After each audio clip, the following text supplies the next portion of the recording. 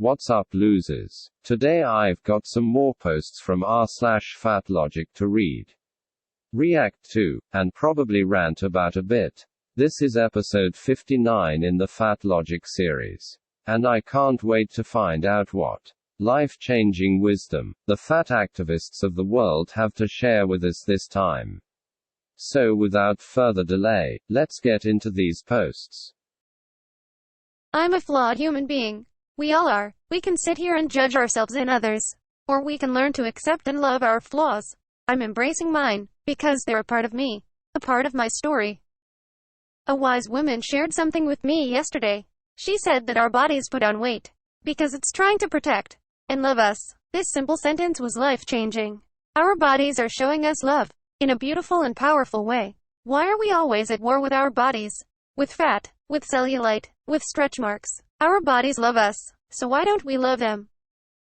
It's time to start showing our bodies the same love it shows us. What's something about your body that you love? See, this is one of those posts that appears to be fairly uncontroversial, for the most part, but slips in a little sliver of genuine wackiness that pretty much ruins the whole thing. I'm not generally a supporter of body positivity as an approach to improving one's relationship to their body, because it seems to require a kind of forced positivity and willful self-delusion that I'm not entirely comfortable with, and I personally prefer the concept of body neutrality. But with all of that being said, I understand that some people find body-positive messaging really helpful, and I have no desire to take that away from them. If you find it therapeutic to love your cellulite, or stretch marks, or whatever, more power to you, to each their own. What I do find a little harder to accept, however, is the idea put forward by this post, that your body somehow loves you back, which, it doesn't, and it can't. It's just a body. Your body. It doesn't have feelings. Only you do. And what's really happening here is that you're falsely ascribing these feelings to your body in order to justify something that is objectively harmful to your health, in weight gain, so that you can soften the blow of the harsh reality to which your irresponsible dietary and lifestyle choices are subjecting you.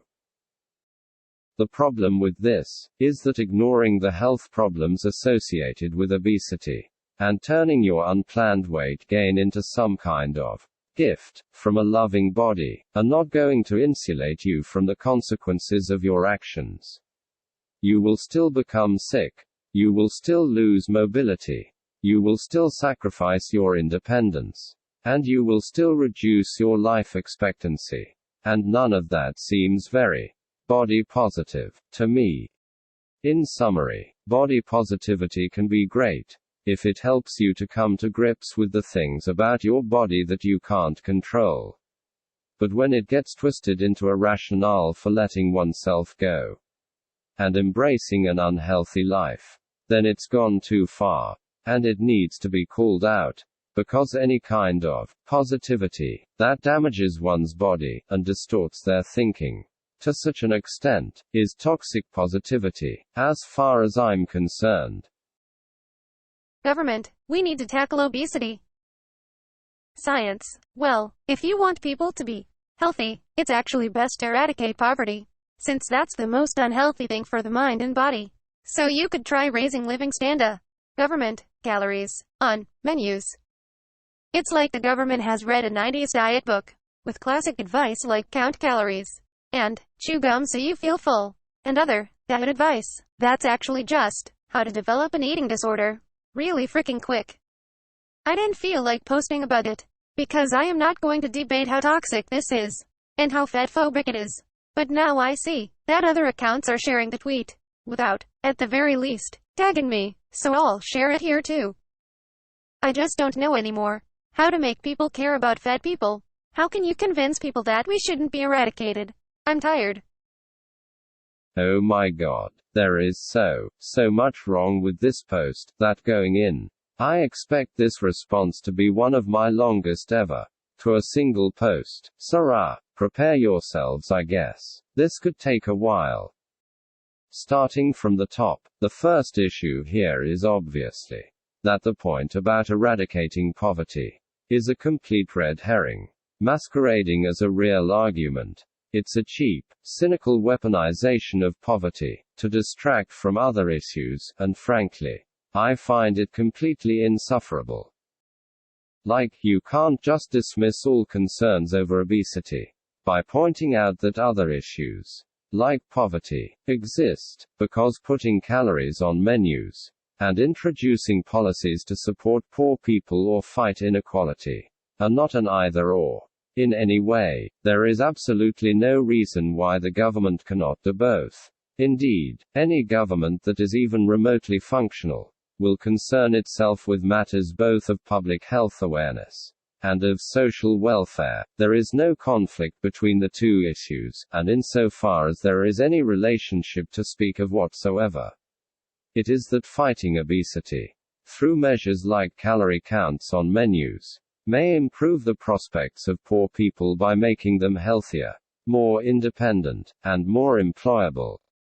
Also, how can you compare a policy as minor and trivial in its implementation as putting calories on restaurant menus to the immense, society-defining struggle of, quote, eradicating poverty? They're very clearly on completely different levels in terms of complexity and scale, and that alone should tell you that the comparison that is being drawn between them is nothing more than a manipulative rhetorical trick.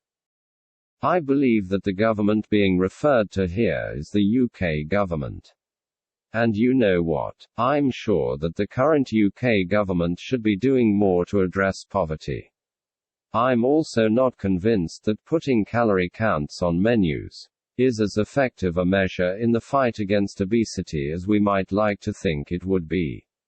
But none of these reservations in any way validates the complaint that is being put forward by this ridiculous post. If you want to complain about the government's policy on poverty, go right ahead. I'll probably be right there with you. And if you want to complain about calorie counts on menus because they're fatphobic or dangerous or whatever, then that's fine too. I might not agree with you, but I can respect the legitimacy of other viewpoints. What I will not accept, however, is this use of poverty as a cudgel to attack any policies governments undertake with the aim of reducing obesity rates. It's cheap, it's deceptive, it's disrespectful, and above all else, it's unconvincing.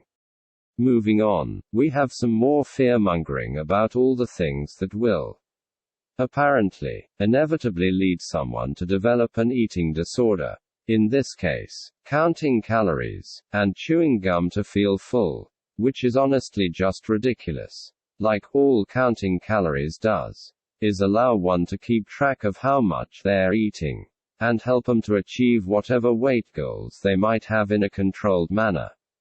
Whether putting on weight or taking it off, it's not some crazy, radical diet practice that requires you to dangerously restrict or starve yourself. It's just monitoring one's food intake. If someone wants to starve themselves, they can do this without counting calories. And most people who do count calories are not starving themselves. In other words, calorie counts are not the problem. Unhealthy eating patterns are the problem. Chewing gum to feel full is also not nearly the danger that this post makes it out to be. For one thing, because it doesn't work overly well, but also because it can be done in a way that is perfectly harmless just as it can be done in a way that is dangerous.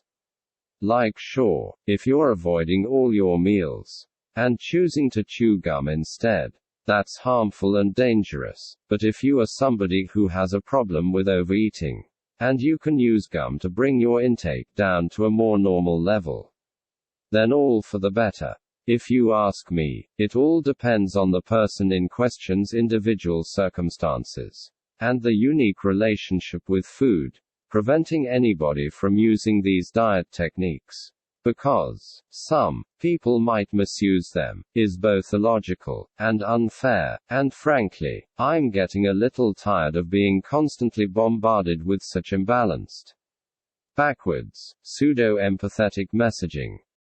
Finally, the post pivots away from its supposed concern about eating disorders to its real complaint, fatphobia, what else, and how people are apparently trying to eradicate fat people.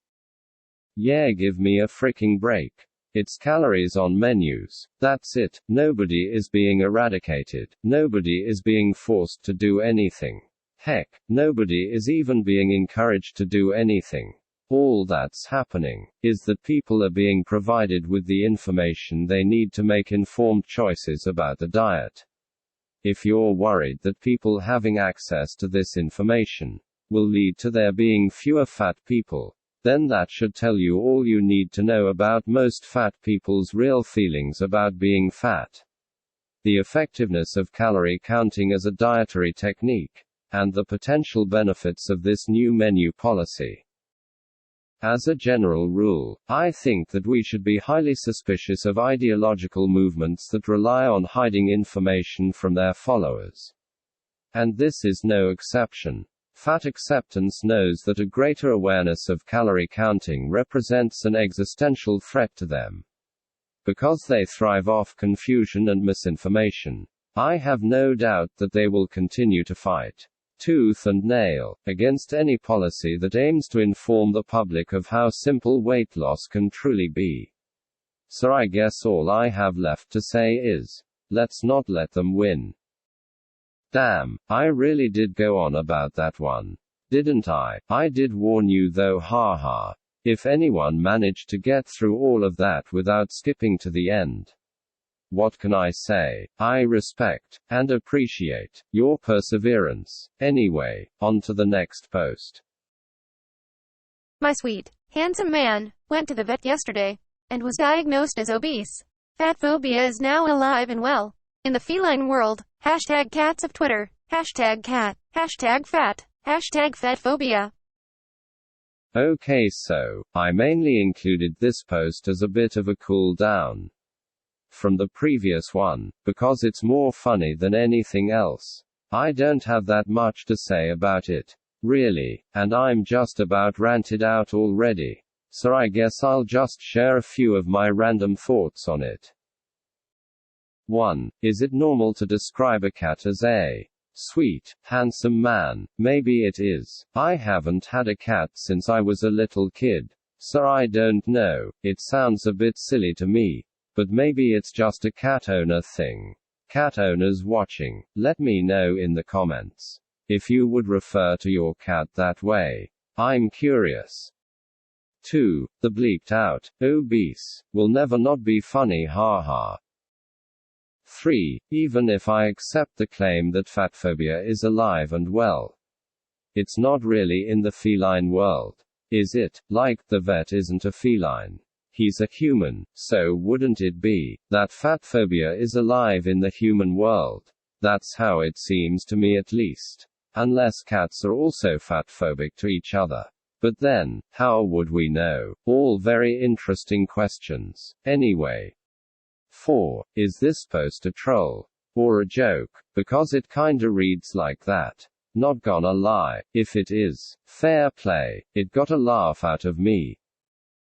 At any rate, that's all I've got for you today. I hope you enjoyed the posts and my, admittedly rather excessive, commentary. What do you think? Do our bodies put on weight because they love us? Are calories on menus fatphobic? Is fatphobia alive and well in the feline world? Let me know in the comments. As always, don't forget to like and subscribe, or I'll take you out to eat at a restaurant with calorie counting menus. But I'll tamper with the numbers, and you'll unknowingly eat way more than you actually intended to. Just kidding, haha. Anyway, catch you later.